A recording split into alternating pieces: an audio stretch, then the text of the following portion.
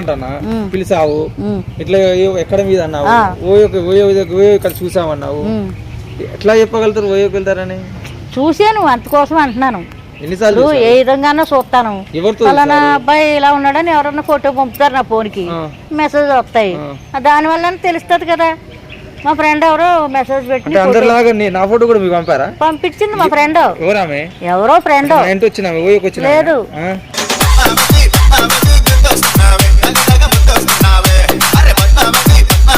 సుజాత అని ఒక మేడం, మా ఫ్రెండ్ ఒక అమ్మాయి అదే పంపించింది. అందుకని మిమ్మల్ని లోయలో చూసానని అడుగుతున్నా.